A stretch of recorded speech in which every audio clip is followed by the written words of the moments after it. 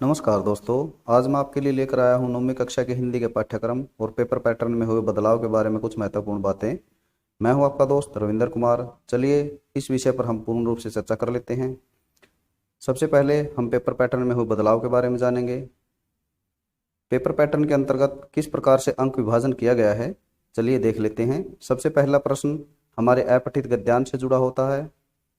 अपठित गद्यांश 10 अंक का निर्धारित किया गया है। अपठित गद्यांश 100 से 150 शब्दों के अंतर्गत दिया जाएगा।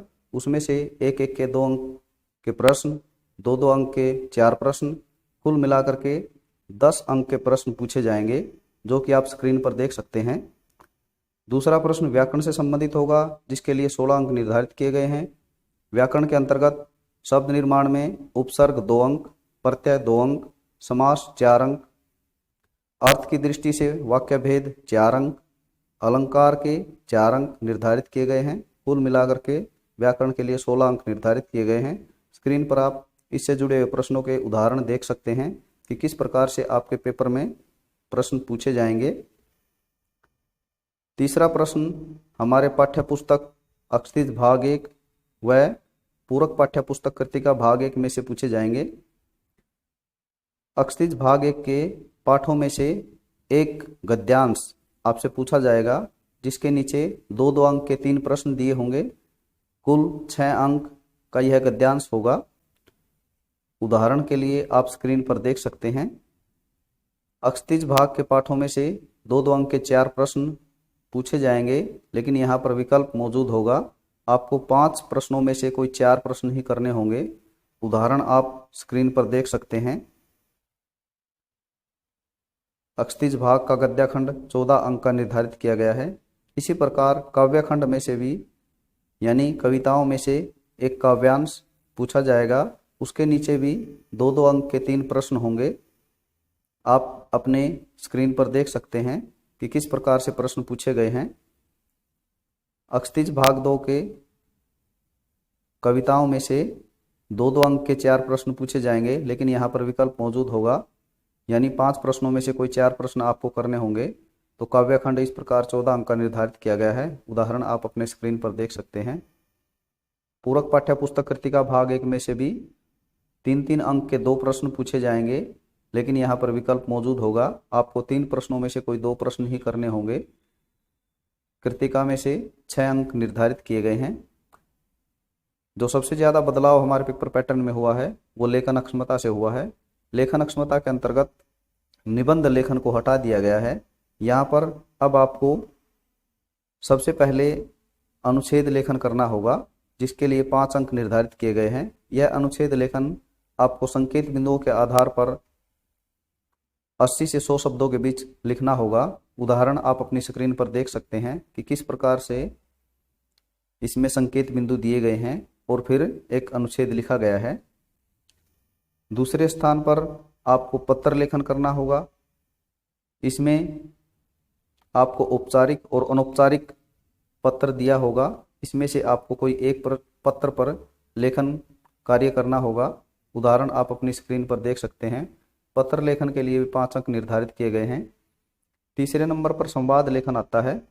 संवाद लेखन के लिए भी 5 अंक निर्धारित किए गए हैं। आप संवाद लेखन के कुछ उदाहरण आप अपनी स्क्रीन पर देख सकते हैं। और सबसे महत्वपूर्ण बदलाव, एक नया विषय हमारे पाठ्यक्रम में जोड़ दिया गया है, वो है लघु कथा लेखन। इसके लिए भी 5 अंक निर्धारित किए गए हैं। 100 से 120 शब्दों के बीच आपको एक लघु कथा लिखनी होगी। यहाँ पर भी आपको विकल्प मौजूद होगा।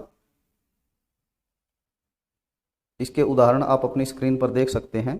इस प्रकार कुल अंक पेपर के 80 निर्धारित किए गए हैं, लेकिन जो आंतरिक मूल्यांकन है उसके अंतर्गत भी बहुत बड़ा बदलाव किया गया है। यहाँ पर सबसे पहले आपकी सुनने और बोलने की अक्षमता का मूल्यांकन किया जाएगा, यानी श्रवण और वाचन।